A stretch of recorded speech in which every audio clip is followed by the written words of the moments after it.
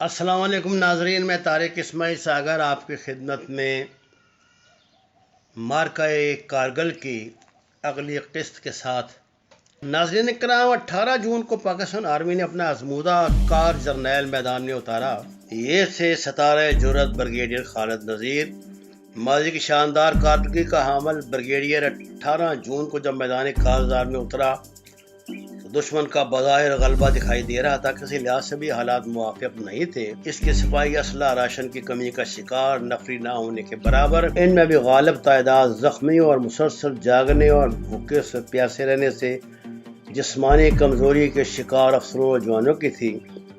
خالد نذیر نے 12 NLI حیدران کے commanding افسر کی حیثیت سے کمان سنبھالی اور پہلے ہی روز اپنے ساتھ ایک جوان کو لے کے قراولی پر نکل گئے۔ 2 روز تک انہوں نے اس ایریا کے چپے چپے کی ریکی کی، زمینی خدوخال افسر GCOs جوانوں سے آشنائی حاصل کی، انہیں باہمت، باوقار اور پرجوش پایا۔ یہ بڑا ہی پازیٹیو سائن تھا۔ اس کا مطلب یہ تھا کہ ان کی ہمت جوان ہے اور وہ بدترین حالات کے باوجود زندگی موت کے اس معرکے کو سر کرنے کی ہمت رکھتے ہیں۔ بریگیڈیئر خالد نذیر بتاتے ہیں، زمینی خدوخال، زمینی حقائق، دشمن کی زیادہ ترین ڈپلائمنٹ اور سب سے بڑھ کر اپنے سپاہ کی صلاحیتوں اور کمزوریوں سے آگاہی ہوئی۔ تقریباً تمام دفاعی کلیدی کمانڈروں کے نام تک زبانی یاد ہو گئے۔ میں نے انہیں جونیئر لیڈر کو عملی تدبیرات میں بہت بہتر پایا۔ ایکچولی اس تمام بات چیت کا مقصد احساس ذمہ داری کو مزید تقویت دینا، لڑائی کے طریقہ کار سمجھانا، وسائل کی مطابقت سے ایک نئی سوچ، کارروائی کے طریقے میں پہل پن کی اہمیت اور جدت عمل اجاگر کرنا۔ کراولی اور بریفنگ کا آغاز میجر زکریا یوسف سے ہوا۔ میجر سید ناگرہ، لیفٹیننٹ اقبال، کیپٹن امیر نواز، کیپٹن سلمان، کیپٹن ساجد، صوبیدار مراد بیگ، صوبیدار سکندر، حوالدار لالک جان اور کیپٹن عمر سے ان کی ملاقاتیں ہوئیں۔ ندیم سے آگے حسن حسین اور شیر کی دفاعی پوزیشنوں کی کراولی سے انہیں روک دیا گیا۔ انہیں بتایا گیا کہ ذمہ داری کا وہ علاقہ کسی اور سپاہ کو دے دیا جائے گا اور وہاں سے فارغ ہونے والی 2 پلاٹونوں کی نفری ان کی ذخیرہ فورس میں شامل کر دی جائے گی۔ 26 جون کو دشمن کے انتہائی اقدامات کا آغاز ندیم، حسین اور حسن کی دفاعی پوسٹوں پہ حملے سے ہوا۔ پہاڑی نالوں کی آڑ میں دشمن کی 2 بٹالینز، 18 جاٹ، 16 گرنیڈیئر، جن کے ساتھ ہاؤس یعنی ہائی الٹیٹیوڈ کے انسٹرکٹرز کی سیکشن اور 21 SF حملہ آور ہوئیں۔ 25 جون کو بھارت کے 192 ماؤنٹین ڈویژن نے سب سیکٹر کی ذمہ داری سنبھالی تھی۔ Battalion commander brigadier MBS Bajwa نے ٹائیگر ہلز کے حصے کو آزاد کروانے کی سوگند لی تھی۔ پہلے سے موجود اپنے سیکنڈ ان کمانڈ میں دلبیر سنگھ کو اس نے اب تک کی کارروائی پہ خاصی ڈانٹ پلائی۔ انہی لمحات میں کرنل SP سنگھ بٹالین کے ٹیک ہیڈ کوارٹر میں 18 گرنیڈیئر کو، جس کی کمان لیفٹیننٹ کرنل دھرم ویر پنگال کر رہا تھا، حملے کے لیے بریفنگ دے رہا تھا۔ بھارتی فوج بڑا حملہ کرنے جا رہی تھی۔ بریگیڈیئر باجوہ نے دونوں بٹالینز 8 سکھ اور 18 گرنیڈیئر کو اپنے انڈر کمان لے کر ٹائیگر ہلز کے اس حصے پر مشترکہ حملے کا فیصلہ کیا۔ اس فوجی ظفر موج کے مقابلے پر کیپٹن عاطف ذیشان، میجر امجد تنویر، کیپٹن حسین احمد، کیپٹن ندیم بنگش اور صوبیدار نادر کریم اپنے 3-4 ساتھیوں کے ساتھ مختلف ٹکڑیوں میں بٹ کر نبرداز ہوئے۔ حسب سابق دشمن کے حملے کا آغاز تباہ کن گولہ باری سے ہوا، اس یقین پر کہ اب تو ٹائیگر ہلز کے اس حصے پہ کوئی پتھر بھی سلامت نہیں رہا، اس نے اپنے دستوں کو آگے بڑھایا۔ مختلف چٹانوں کے پیچھے چھپے پاکستانی افسر و جوانوں کے اچانک جوابی کارروائی نے اسے بھونچکا کر رکھ دیا۔ 27 جون کو دشمن اپنے زخم چاٹتا نئی صف بندیاں کر رہا تھا۔ 28 جون کو پلٹ کے حملہ آور ہوا۔ اس حملے کی شدت 26 جون والے حملے سے کئی گنا زیادہ تھی۔ اس مرتبہ دشمن کا ہیوی توپ خانہ پوری شدت سے آگ برسا رہا تھا۔ منصوبہ تھا کہ وہ عقب میں جا کر ہماری دفاعی لائن کاٹ دے گا، لیکن پاکستان آرمی کی جونیئر قیادت، پہل قدمی، بے مثال جرأت اور ولولہ انگیز قیادت نے انہیں ناکامی سے دوچار کیا۔ ان حملوں میں کیپٹن حسین احمد، میجر امجد تنویر زخمی ہوئے، لیکن انہوں نے محفوظ پناہ گاہوں میں بیٹھنے کے بجائے سکرین پوزیشن کو نہیں چھوڑا۔ اس مرتبہ دشمن پر جیسے ضد سوار ہو گئی تھی۔ اس نے 28 اور 30 جون تک بے پناہ جانی اور مالی نقصان اٹھانے کے باوجود حملہ جاری رکھا۔ کیپٹن ندیم بخش نے زخمی ہونے پر اس فورس کی کمان صوبیدار نادر کریم نے سنبھال لی۔ پامردی کے ساتھ ڈٹے رہے، بلاوس خدمت، بے خوف قیادت، احساس ذمہ داری، فرض شناسی اور ناقابل بیان جرأت اور بہادری کے اعتراف میں کیپٹن حسین احمد کو ستارہ جرأت، کیپٹن ندیم بخش کو تمغہ بسالت اور صوبیدار نادر کریم کو ستارہ جرأت، نائک محمد علی شہید کو تمغہ جرأت سے نوازا گیا۔ کیپٹن کرنل شیر خان نشانیابی کو جب میدان کارزار میں اتارا جا رہا تھا تو دو رخصت انہیں 62 بریگیڈ ہیڈ کوارٹر میں بریفنگ کے بعد فوج کی مروجہ زبان میں پوچھا گیا، any doubt? Captain colonel Sher Khan نے کہا، مجھے کوئی شک نہیں، یقین ہے کہ راہ نجات صرف شہادت ہے۔ جہاد و شہادت پر یقین نہیں رکھتا وہ ایمان سے خالی ہے۔ یہ تھے وہ تیور جن کے ساتھ کیپٹن کرنل شیر خان میدان کارزار میں اترے۔ انہوں نے مشکو نالے کے ساتھ ساتھ دشمن کو ناکو چنے چپا دیا۔ دشمن کو ان کی اچھی شناخت بھی ہو چلی تھی۔ 28 جون کو جب دشمن نے حسن حسین پوزیشنوں پر انتہائی دباؤ ڈالا ہوا تھا تو کیپٹن کرنل شیر خان نے اس دباؤ کو توڑنے کا عزم کیا۔ انہوں نے سپاہی عرفان اللہ، محمد حسین، بشیر، غلام محمد، مہر دین اور حوالدار میجر نرگس شاہ کو اپنے ہمراہ لیا اور دشمن کے عقب میں موجود نفوس کیمپ کو نشانہ بنانے کے لیے رخت سفر باندھا۔ اور اولا کے مجاہدین کی سنت پوری کرتے ہوئے اس نے عشاء کی نماز ادا کرنے کے بعد مختصر خطاب میں اپنے حملائیوں کو بریفنگ دی۔ جس کیمپ میں حملہ کرنے جا رہے تھے اس کی ریکی خود کر چکے تھے۔ غازیان صاف شکن کا قافلہ صبح قریباً 4:30 بجے اپنی منزل پر پہنچا۔ ان کی عالی ہمت کمانڈر نے سب کو ترتیب کے مطابق پھیلایا اور بے خبر طاقت کے نشے میں بدماش دشمن کی گردن نبوچ لی۔ کیپٹن شیر خان نے 2 افراد کے 4 گروپ بنائے۔ 3 گروپوں کو مشین گنیں RPG 7 دے کے پوزیشن میں بٹھایا اور خود سپاہی عرفان اللہ کے ساتھ کیمپ کے اندر اتر گئے۔ انہوں نے دشمن کی پہلی چوکی پر موجود 2 سپاہیوں کو جا لیا۔ یہاں 2 مشین گنیں فکس لائن پر نصب تھیں، جن میں سے ایک کا رخ مشکو نالے کی طرف تھا جس میں سفر کرتے مجاہد یہاں تک پہنچے تھے۔ اس گن کے سامنے انہوں نے اپنے ساتھیوں کو پوزیشن بھی دلائی تھی۔ کیپٹن کرنل شیر خان نے پھرتی سے دونوں مشین گنوں کے میگزین نکال کے اپنے پٹھو چولے میں ڈال لیے۔ کیپٹن کرنل شیر خان نے سپاہی عرفان اللہ کو اشارہ کیا کہ بغیر آواز نکالے دونوں ساتھیوں کو مارنا ہے۔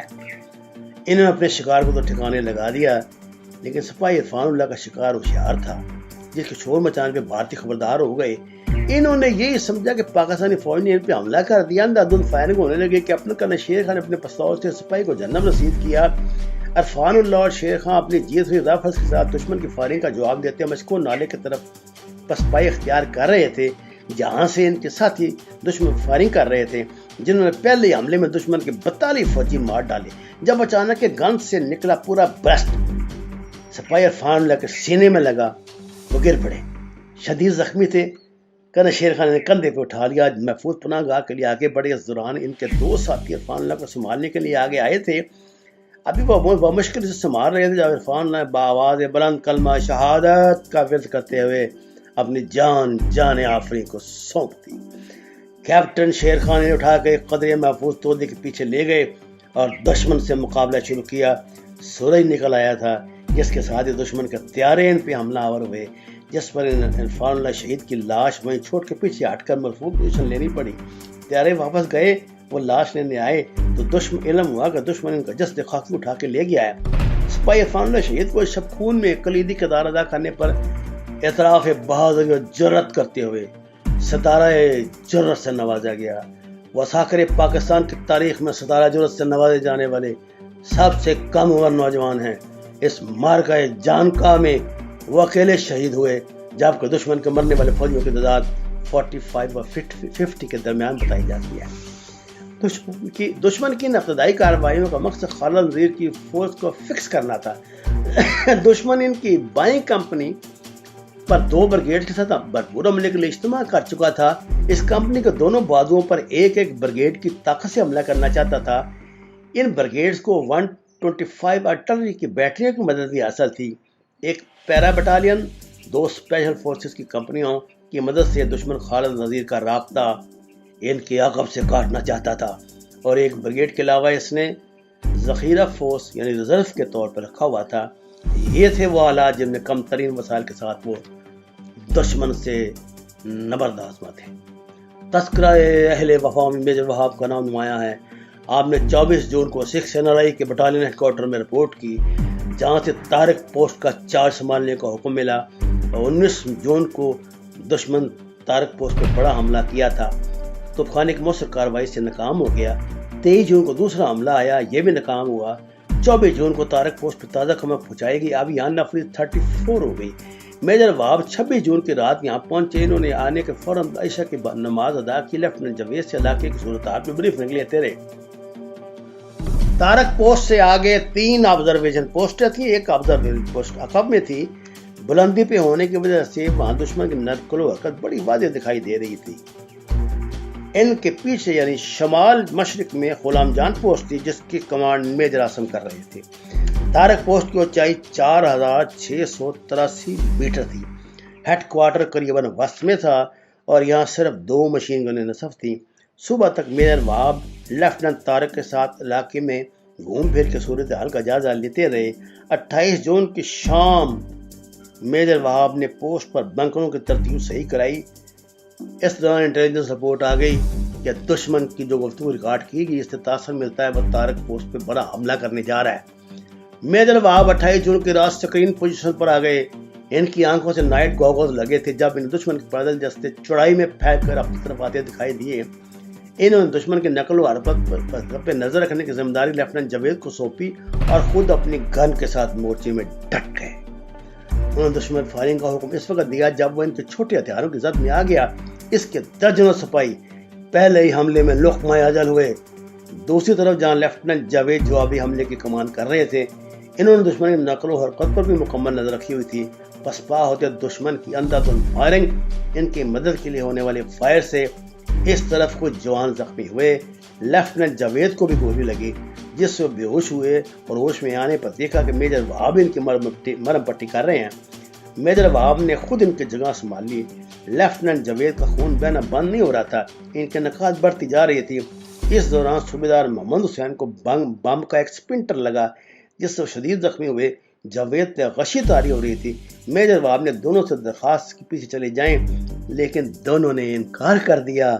بہت محنت سماجت کے بعد وہ جانے پر رضامند ہوئے۔ دونوں کے ساتھ ایک بہت بیمار سپاہی بھی ان کی حفاظت کے لیے چل دیا۔ ابھی کچھ دوری گئے تھے جب دشمن کے کچھ فوجیوں نے گھیر لیا، جس میں انتہائی زخمی ہونے کے باوجود لیفٹیننٹ جاوید کی محمد حسین کے ساتھی مقابلے پر ڈٹ گئے۔ دشمن سے تو نجات مل گئی، لیکن لیفٹیننٹ جاوید کی حالت زیادہ بگڑنے لگی تھی، وہ پھر بھی ہوش ہو گئے۔ ہوش آئی تو صوبیدار محمد حسین نے ان کا سر اپنے زانوں پہ رکھا ہوا تھا، انہیں پانی پلانے کی کوشش کر رہا تھا، جبکہ بخار اور درد سے بےحال سپاہی بندوق تانے کھڑا تھا۔ اس نے لیفٹیننٹ جاوید کو کندھوں پہ بیٹھنے کی درخواست کی، لیکن غیرت مند لیفٹیننٹ نے گوارا نہ کیا۔ چند قدم چلنے کے بعد نقاص سے اس کی سانس پھولنے لگی۔ اور صوبیدار محمد حسین بیمار سپاہی کی حالت بھی کچھ الگ نہ تھی۔ 10-15 منٹ چلنے کے بعد وہ رک کر سستانے لگے۔ ساری رات کے بعد الصبح ریئر ہیڈ کوارٹر پہنچنے میں کامیاب ہوئے۔ پر دشمن پر تو جنون سوار تھا، ایک دستے کا سوایا ہوتا دوسرا آگے آ جاتا۔ اس دوران انہوں نے تمام زخمیوں کو میجر وہاب نے پیچھے نیچے پہنچا دیا تھا۔ اب یہاں میجر وہاب اور سپاہی طیب رہ گئے تھے۔ رات کو دشمن نے پھر حملہ کیا۔ گولی میجر وہاب کے سینے پہ لگی اور جسم کو چیرتے ہوئے کمر کے پار نکل گئی۔ میجر وہاب کو یقین ہو چلا تھا کہ ان کی منزل آ گئی ہے۔ انہوں نے قرآن پاک اور دعاؤں کی کتاب سپاہی طیب کو دی سے واپس جانے کے لیے کہا۔ یہ کیسے ممکن تھا؟ سپاہی طیب نے اپنے کمانڈر کا حکم ماننے سے انکار کر دیا۔ آخری لمحات تک وہ ان کے ساتھ ٹھہرنے پہ مصر تھا۔ اس نے ممکن حد تک اپنے کمانڈر کو سہولت پہنچائی، انہیں ایک پتھر سے ٹیک لگا کے بٹھا دیا، ان کی گن نزدیک رکھ دی، خود اوپر چڑھنے لگا۔ دشمن کی طرف متوجہ ہوا، اچانک دشمن نے زور مارا اور جیکارے لگاتا اوپر آنے لگا۔ حیرت انگیز طور پر میجر وہاب نے سب مشین گن سنبھالی اور ڈٹ گئے۔ سپاہی طیب اور اس کے زخمی کمانڈر نے اوپر آنے والوں کو دوبارہ زمین چاٹنے پہ مجبور کر دیا۔ 29 جون کی صبح ہو چلی تھی۔ میجر وہاب نے اشارے سے نماز کا پوچھا۔ بھائی طیب نے کہا سر وقت ہو گیا۔ جواب ملا الحمدللہ میرا وقت بھی ہو گیا۔ اپنے سپاہی کے بوجھل جسم اور دل کا سہارا لے کے میجر وہاب نے اشاروں سے نماز فجر ادا کی۔ جیسے ہی سلام پھیرا آپ کی روح کف سے انصری سے پرواز کر گئی۔ اللہ اکبر۔ خون روتی آنکھوں سے سپاہی طیب نے اپنے کماندار کو آستگی سے اٹھایا ہے، ان کی آنکھیں اپنے ہاتھوں سے بند کی، ماتھے پہ بوسہ دیا، اپنا کوٹ اتار کے ان کے جستے مبارک کو ڈھانپا، سلوٹ کیا اور اپنی گال سنبھالے واپسی کا سفر اختیار کیا۔ 7 گھنٹوں کے جان لیوا سفر کے بعد وہ ریئر ہیڈ کوارٹر پہنچنے میں کامیاب ہو گیا۔ ناظرین کرام، یہ ان شہیدان غازیان مارکہ کرب و بلا کی داستان ہے۔ میں آپ کو نام لے لے کے تفصیلات اس لیے بتا رہا ہوں کہ اللہ کی عدالت میں کل جب میں حاضر ہوں تو میں اسے بتا سکوں کہ تیرے شہید کے حکم پہ تیرے اس عاجز بندے نے اپنی حد تک اپنی قوم کو سچ بتایا۔ یا اللہ اسے کسی بھی درجے میں قبول فرما کے توشہ آخرت بنا دے۔ ناظرین، اس پیغام کے ساتھ قرآن پاک کو ترجمے کے ساتھ پڑھیے، نماز کا ترجمہ جاننے کی کوشش کیجیے، اور اگر آپ نے ابھی تک اس چینل کو سبسکرائب نہیں کیا تو اسے سبسکرائب کریں۔ رمضان المبارک کی ان مقدس راتوں میں، ان مقدس لمحات میں کارگل کے شہداء کے درجات کی بلندی کے لیے دعا کریں۔ وما علینا الا البلاغ المبین۔